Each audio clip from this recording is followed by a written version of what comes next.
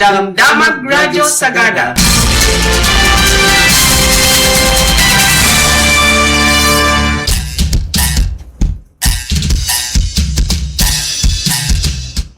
Membangal daw iti biyernes din manon iti oras nga ibingay dagiti damdamag ita nga katengaan iti aldaw. Siak ni Simbaya ket parang arud iti ulo dagiti damdamag.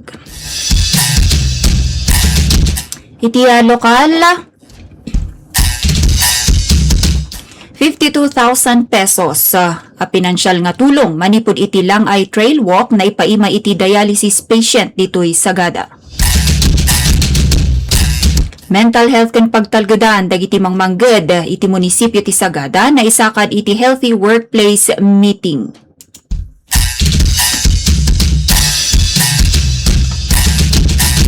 Barley ken bontok nang ipatungpal iti ban ti baboy ken pork products sa kontra iti ASF threat.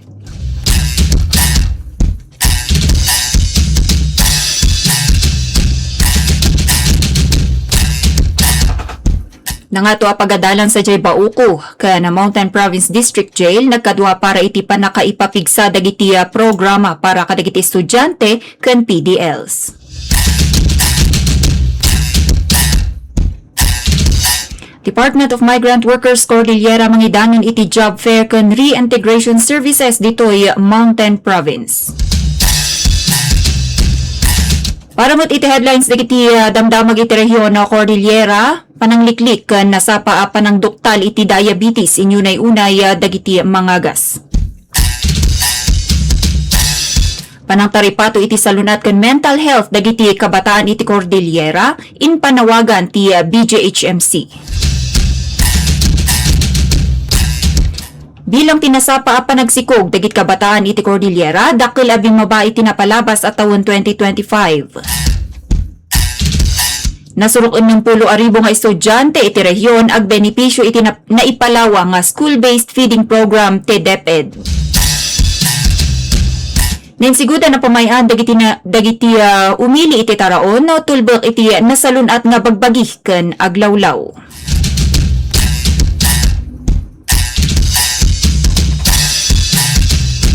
Alkalde ti Mangkayan nang padayaw iti panang ibabawi iti suporta dagiti agtagtagikwa iti daga iti mine exploration. Koalisyon kontra iti nalawa panagminas sa Jay Corner Apayaw binukal dagiti residente. Iti national panagwaras dagiti peke nga produkto online nakidaw nga aksyonan adagos ti gobyerno ken e-commerce platforms.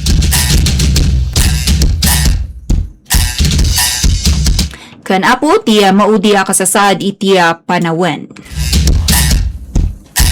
Para iti detalye dagiti damdamag. Damaga lokal may sa 37 nga tawen.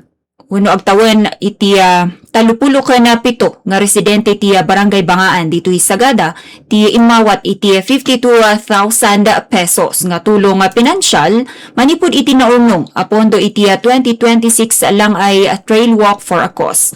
Ti benepisyaryo ani Paul Dumugan anaas ket manglablaban iti stage 5 chronic kidney disease wenno CKD ket nagtultuloy nga agpad-dialysis sipud iti taon 2020 kalpasan nga komplikasyon isuna iti kidney kasarunno ti panag-imbag namet iti COVID-19. Gapu iti sitwasyon na katasan isuna nga makatrabaho. Ti misis na amay sa nga overseas Filipino worker wenno OFW ti kadawyan amang bibiyag iti pamilyada. Mismo nga panakabagi ti gobyerno probinsyal ti Montañosa iti panagidaulo ni Executive Assistant George Lumiwes anang representar ka ni Governor Bonifacio Lacwasan Jr. ti personal anapan anang iyawat iti tulong. Kinasao nga tinawen a fundraising activity ket inorganisa ti probinsya kadwada Congressman Maximo Dalug Jr., Land Bank of the Philippines. Iti panakitinulong dagiti lokal nga opisyal ken kakailian pati dagiti adda ijay abroad. Naptuan met iti panagyaman ti ina ti benepisyaryo ani Martina Anaas iti amin ang nagbalin nga instrumento. Kana dagiti nakimaymay sa iti proyekto gaputa nagdakil at tulong tinasoan na ipay nga pondo para iti panagpaagas ken panagpadialysis ti anak na.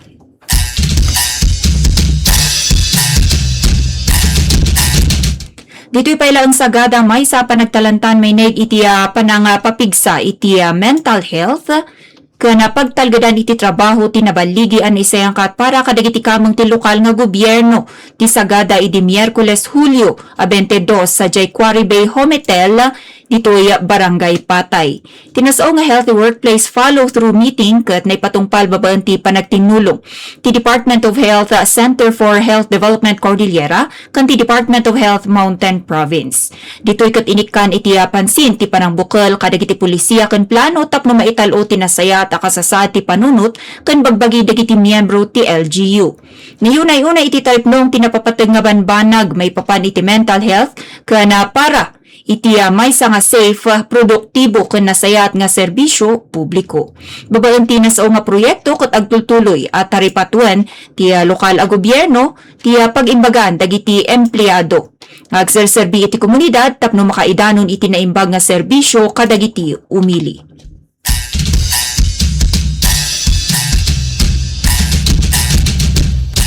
Dito'y Montañosa ket inpairo ti duwa nga munisipyo. Ti panakaisara kan panang ibiyahe iti live swine kan pork products tapno maliklikan ti African Swine Fever wenno ASF iti masakupan da. Nang rugi idi Hulyo 13, opisyal nga impawil ti munisipyo ti Barlig ti panagisarek, panagilako kan panang i-transit kadagiti baboy kan anyaman a klase ti karne ti baboy a magapu iti natonin kan dumapay alug lugar nga apektado wenno maatap nga ayan ti ASF. Maibilang iti ban dagiti sibibiyag a baboy sa diwa wenno frozen pork dagiti processed products akas iti longganisa, tosino, chicharon, canned goods kan pati dagiti arasaw. Kagidan daytoy ket nangiruan met lang ti munisipyo iti bontok iti bilin para iti temporary ban ti panaggatang kan panagpasarek iti baboy kan produkto ang nagtaod iti karne. Manipod dito'y sagada kas precautionary measure. Inunan mo't lang ang nangiruar iti kastoy a pamilin ti munisipyo ti Busaw. Numan awan ti pangta ti ASF iti salon at ti tao, inparbeng dagiti lokal a gobyerno ang makapatay daytoy kadagiti taraken nga baboy, ken napartak ang makadadaol iti pangkabyagan dagiti hog raiser. Gapu dito'y katapot patikid daw dagiti residente, biyahero ken negosyante a sumurot kadagiti paganurutan, hanggang nga agraraira tinasao nga ban.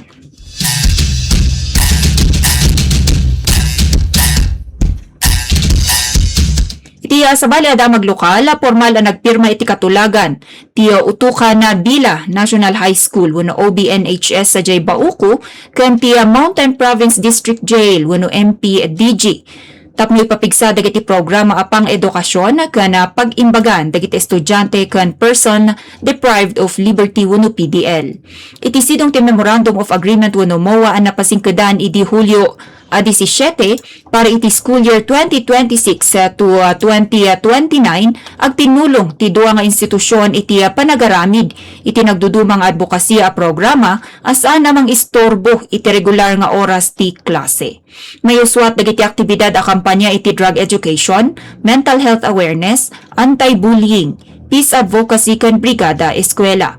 Malaksid iti aktibidad para kadagiti kabataan mangilukat lang iti oportunidad ti utukan bilang National High School. Tapno makaadal kan makasirek iti senior high school program da dagiti qualified PDL iti sidong ti panagtaripato ti Bureau of Jail Management and Penology. Sigun kada OBNHS School Head Jennifer Lapinas kan Jail Chief Inspector John Melesio panggap ti partnership at tumulong iti panang tarabay iti umili kan masuportaran ti misyon ti BJMP nga Changing Lives, Building a Safer Nation. Iti sa bali payadamag lokal may paay tinapintas nga oportunidad kadagiti overseas Filipino worker kuno OFW kadagiti balik manggagawa iti pamilyada ken kadagiti agberbirok iti trabaho ditoy Mountain Province iti umasideg nga National Reintegration Network kuno NRN Fair ang maangay inton Hulyo at 30 ijay Bontok. Inorganisa ti Department of Migrant Workers Cordillera, ti may saal daw nga aktibidad nga daan iti tema nga ug fuud montanyosa, maigiddan iti obserbasyon ti Timichig Day Against Trafficking in Persons. Akong tinasao nga fair apag may saan ti nagduduma nga ahensya ti gobyerno kon partner organization, iti may sa a lugar. Tapno nalaklaka, maaramat dagiti umili tinasabasabali nga serbisyo. Tampok iti aktibidad ti panangtutulong iti panagbirok iti trabaho, dagiti programa apang kabyagan, livelihood assistance para kadagiti balikbayan, financial education, tulong iti panagpatakder iti negosyo kan balakad may naig iti safe migration kan pananglaban iti illegal recruitment kan human trafficking. Ditoy kataw-awisan ti DMW Cordillera amin a kwalipikado nga residente iti montanyo sa gundawayan dagiti serbisyo maiyasideg iti probinsya tapno makatulong iti panaglukat dagiti baro apang kabyagan ken nasaya at masakbayan.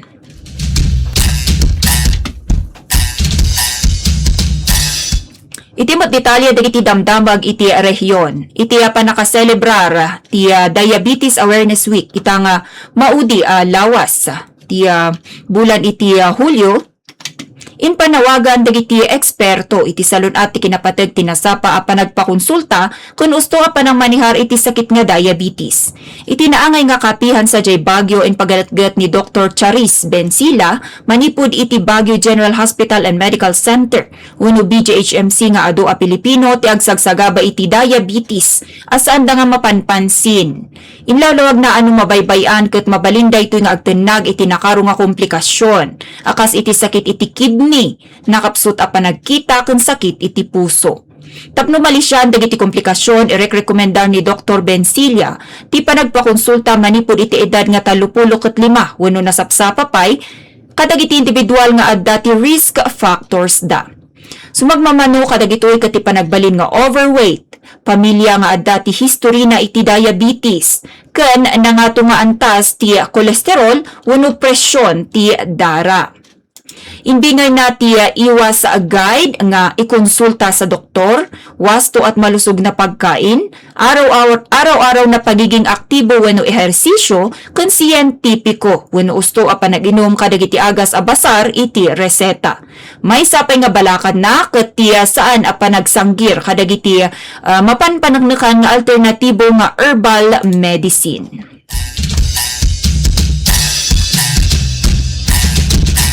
Iti nakasilpo adamag iti salon at impanawagan latta ti BGHMC ti natibtibker panagtitinulong dagiti nagduduma a sektor tapno mapataod ti mas komprehensibo ken kabataan friendly nga serbisyo apang kalusugan iti entero nga rehiyon ti Cordillera.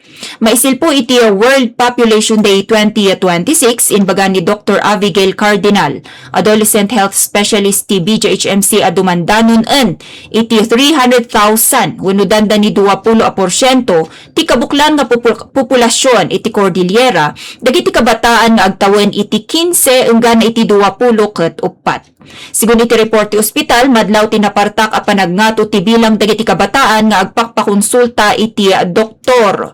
Manipod iti pitugasot. 30 ket siyam a bilang iti 2021, nginmato daytoy iti 5,875 iti 2024. Bayat ang nakalista adagos iti pitugasot ken 70 nga konsultasyon iti umuna laeng adua nga bulan ti madama atawon 2026. May bilang kadagiti kadawyan nga iririri dagiti kabataan ket ti sakit iti puso, kidney ken diabetes. Mainayon dagiti issue iti mental health. In paganatgat ni Dr. Cardinal nga importante ang maadresan ti kangrunaan apang kasapulan. Dagitoy tapno agbalin nga produktibo nga kameng ti komunidad dagiti kabataan. Sigunmet ken ni CPD Cordillera Regional Director Reynaldo Wong, nasken nga kay sa ti gobyerno ken pribado a sektor tapno sa lakniban ti karbengan ken masakbayan dagiti kabataan.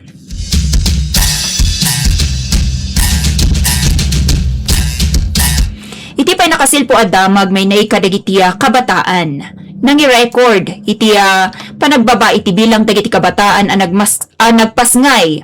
Iti rehiyon na iti napalabas atawan na 2025. Basar iti datos ti Department of Health Cordillera Field Health Services Information System, din mabati adolescent birth rate iti 15.58. kada 1,000 kababaihan nga agtawan iti 15 nga na iti 19 iti napan nga tawen. Manipud daytoy iti 23.37 iti 2024. Iti naso nga edad ti probinsya ti Apayao ti nang ilista iti kangatuan abilang iti 4 gasot ken siyam ang naganak. Bayat at ikalinga ti kababaan iti bilang siyam nga pulo. Nailista met ti 60 ken 4 akaso ti panagsikog kadagiti mas ubing pay iti tawen asa nga pulo engga na iti 14 iti entero a rehiyon.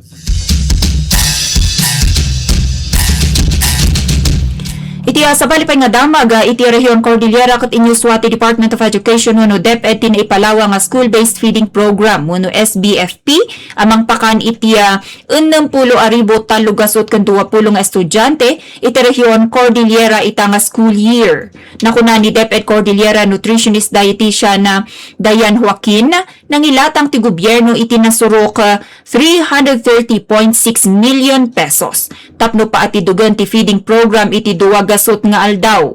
Nabaybayag daytoy no ikumpara iti sa nga gasot ken 20 nga aldaw iti napalabas a tawen. Sakop ti programa amin nga estudyante iti kindergarten ken grade 1. Dagiti severely wasted wenno kurang iti kilo manipud grade 2 engga na iti grade 5 pati dagiti masikog ken agkurang iti nutrisyon iti sekundarya. Pagdup daytoy awaswasan ti malnutrition kadagiti kabataan gapu iti bisin ken kinakurang iti nutrisyon.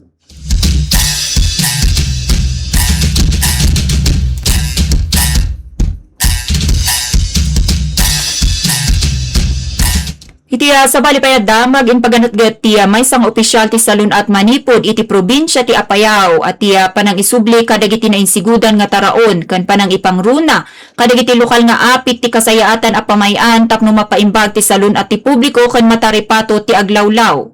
Iti na ipatumpal nga series ti Department of Health Cordillera ita nga Nutrition Month inlawlawag ni Kelly Kungay, Nurse 3 ti Conner District Hospital at ti simple a panagpili kadagiti katutubongan naten prutas ken root crops akas iti dinengdeng ken pinakbet ket saan lang ang nasustansya ken nalaka no di makabawas iti kaso ti obesity, hypertension ken diabetes nga ipapaay dagiti instant ken processed food.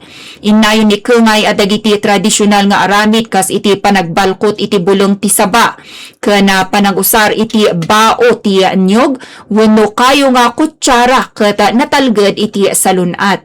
Makatulong pay daytoy tapno malisyan ti plastic wastes ken mabawasan ti epekto ti climate change.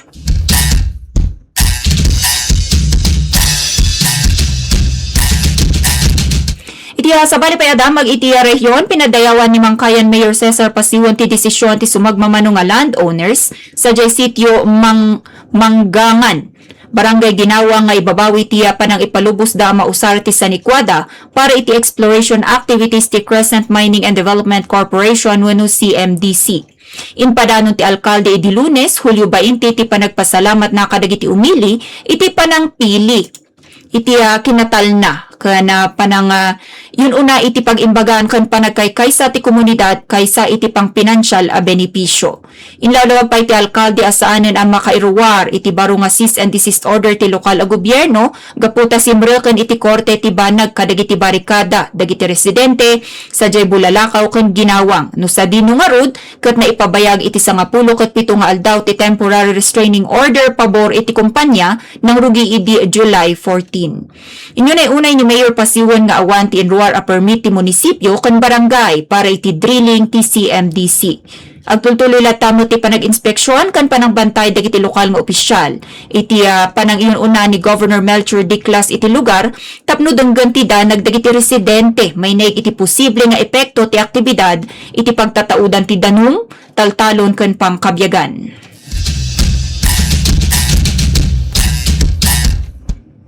Iti konektado adamag nagtipon-tipon dagiti leader ti nagduduma a sektor. Ninsigudan aman nalon kon grupo sa jay St. James Parish Church iti Barangay Managa idi Sabado, Hulyo 18. Tapno formal nga buklan ti umong ti umili ti Conner kontra iti dadakkel Aminas wenno People's Coalition of Conner Against Large Scale Mining.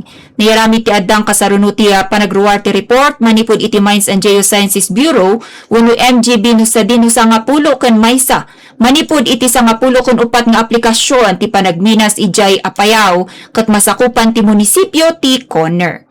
Maibilang ti ribo-ribo nga ektarya ang maikabilan ti exploration na ti Copperfields Mining Corporation kon kumpanya nga konektado iti Oceana Gold Corporation. Akam ti baro a koalisyon a pagmaymay saan dagiti umili tapno lapdan ti panagserot ti dadakkel a kumpanya ti panagminas. Bayat a masalakniban ti pangkabyagan dagiti babasit a minero iti lugar. Sigon ka ni Pastor Joseph Eming, lead convener ti Umong, mangipatungpal da iti petition drive, edukasyon kadagiti barangay, kana panagkalampag kadagiti ahensya akas iti National Commission on Indigenous Peoples, kanti Department of the Environment and Natural Resources, tapno kidawan ti panang ibasura iti aplikasyon.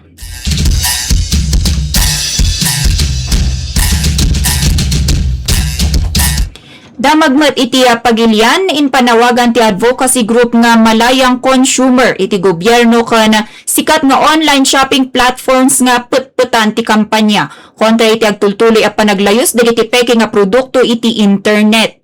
Sigun ka ni Malayang Consumer Convener Mark Johnson Magsano, di pa nakailako dagiti peke kon substandard nga agas, cosmetics kan electronics kadagiti platform akas iti Lazada, Shopee kan TikTok Shop ket saan lang a panagloko kadagiti consumer no di may sa seryoso nga pangta iti salunat kan pagtalgedan dagiti tattao.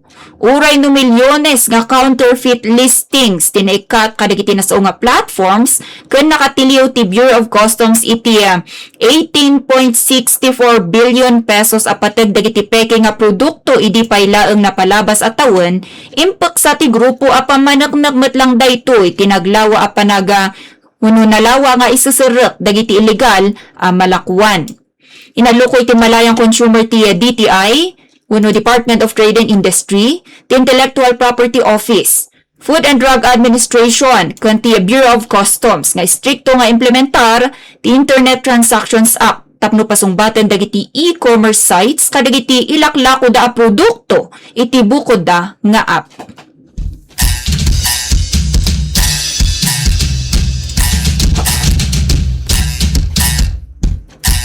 Kat para iti mao da detalye dagiti damdamaga para iti weather update. As of 11 a.m. itangarod nga daw iti Biyernes ti paylaeng Quiapo ket agtultuloy ti panag-asideg na iti extreme northern Luzon.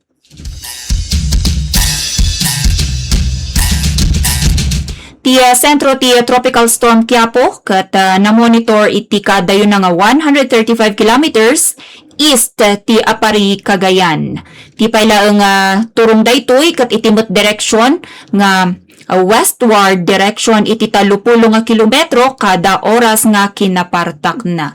Iti kapigsana ti sustained winds na apo ket dumandamin iti 75 nga kilometro kada oras ken ti gustiness nga enggana iti 90 kilometers per hour. Nakangato nga rod ti tropical cyclone wind signal number 2 iti Batanes, northern portion ti Cagayan.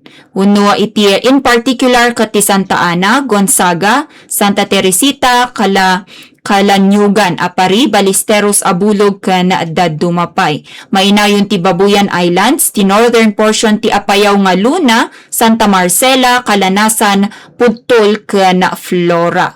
Mainayon ngut lang ti northern portion ti Ilocos Norte. Dagita apo ti nakapasidong iti signal number 2.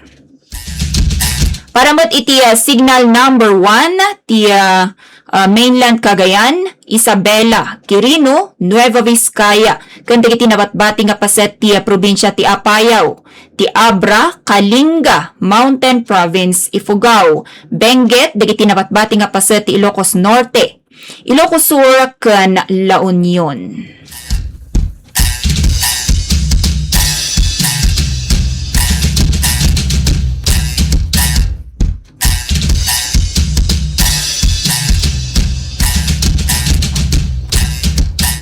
Ni daytoy bagyo nga Quiapo ket manamnama nga makaruwar iti Philippine Area of Responsibility into na bigat iti malem.